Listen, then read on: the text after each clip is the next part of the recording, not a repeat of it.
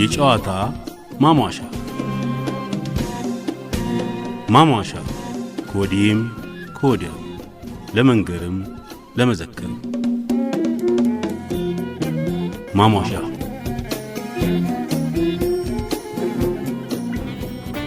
እቴጌ ጣይቱ እንግዳ ቤትና እቴጌ ሆቴል።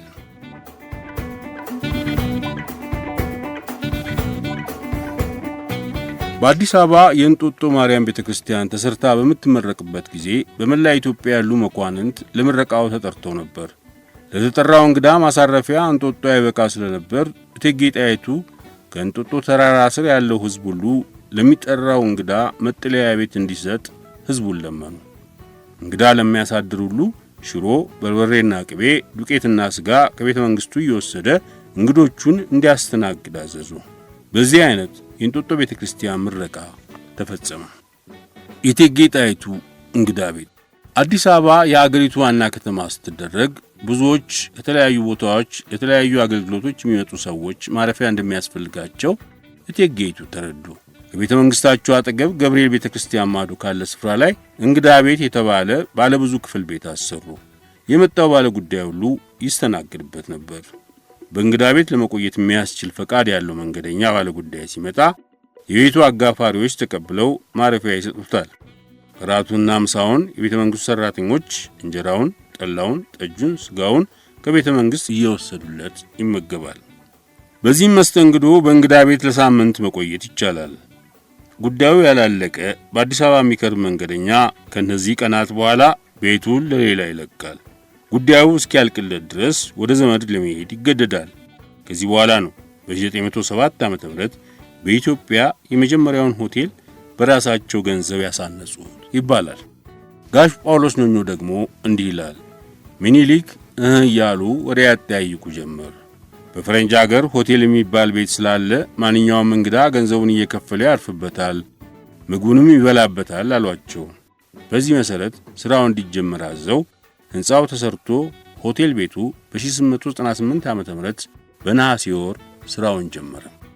ጸሐፊ ትእዛዝ ገብረስላሴ ስለ ሆቴሉ ሲያብራሩ እንዲህ ይላል። ስሙም ሆቴል ተባለ። ኃላፊነቱንም ስራውንም እቴጌ ጣይቱ ተረክበው ይመሩና ያስተዳድሩ ጀመር። በ1900 የውጭ ሀገር ሰዎችን ጋብዘው ሆቴሉን አስመረቁ። የመጀመሪያው ሥራ አስኪያጅም ሙሴ ፍሬዴሪክ ሃል ነበር። በኋላ ግን አቶ ዘለቀ አጋርደው ተሾሙ። እንደ ሀገር አባባል ጣይቱ እጅ የሚያስቆረጥም ወጥ እየሰሩ ገበያ ሲጠብቁ ጠፋ። እንኳን ምግብ መብላት ከግሪኮች ሻይ ቤት ገብቶ ሻይ መጠጣት ነውር ነበርና ጣይቱ ጧት የሚሰሩት ወጥ ለሰራተኞች ማታ ራት ይሆን ጀመር። የሚስታቸው ገበያ ማጣት ያሳሰባቸው አጤ ምኒልክ አንድ ቀን ከችሎት ሊነሱ ሲሉ በአካባቢያቸው ያሉ መኳንንትን ጋበዟቸው። ጣይቱ ምግብ የምትሸጥበት ቤት ከፍታለችና እንሂድና ልጋብዛችሁ ብለው ወሰዷቸው። መኳንንቱ ሁሉ በላ ጠጣና ምኒልክ 30 ብር ከፈሉ። በማግስቱ እንደተለመደው ገበያ ቢጠበቅ ጠፋ። ቀጥሎም ጠፋ። እንደገና ምኒልክ ሆቴል ገብቶ መብላት ነውር ያለ መሆኑን ለመኳንንቱ ገልጸው እንደገና ምሳ ጋበዙ። በሌላው ቀን አሁንም ገበያ አልተገኘም። ቢጠበቅ ድርሽ የሚል ሰው ጠፋ።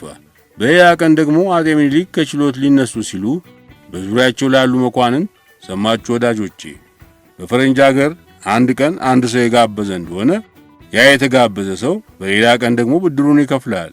ብድሩን ካልከፈለ ግን እንደ ነውር ይቆጠርበታል ብለው ንግግራቸውን ሳይጨርሱ መኳንንቱ እርሶን ፈርተንና አፍረን ነው እንጂ የሚሆንልን ከሆነ የምኒልክን ብድር ለመመለስ እኔ ያለሁ እያለ ተራ በተራ ከሆቴል ቤት ምኒልክና ጣይቱን ይጋብዝ ጀመር።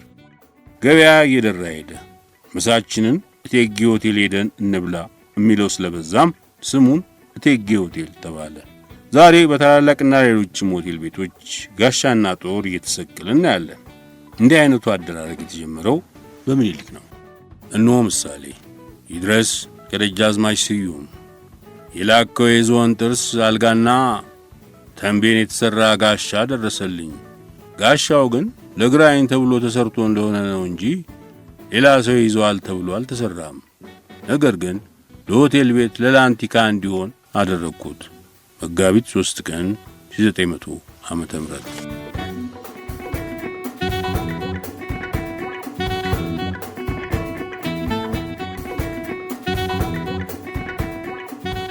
ቶዮታ አውቶሞቢል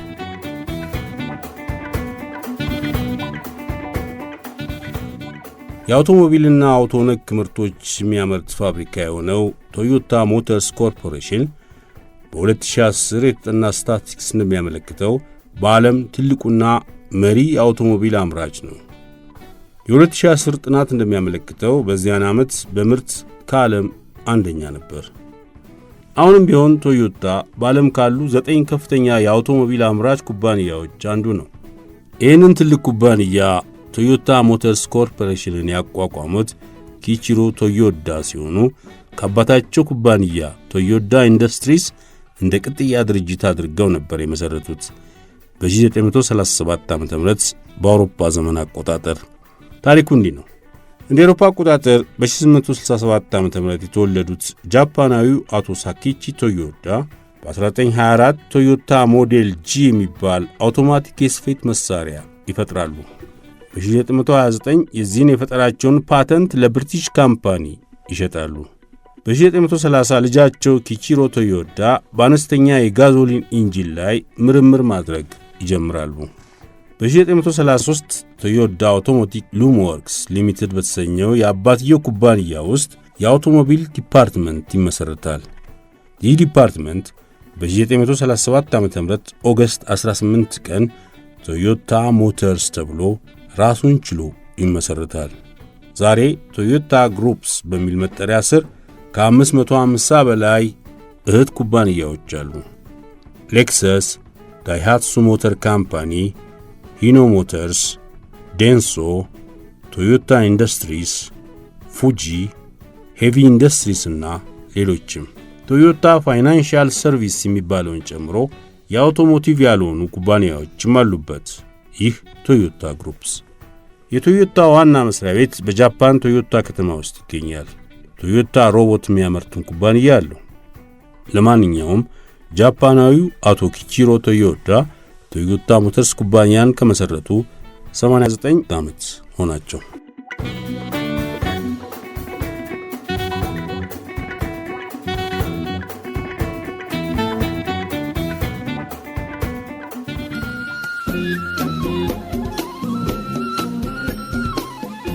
የጨዋታ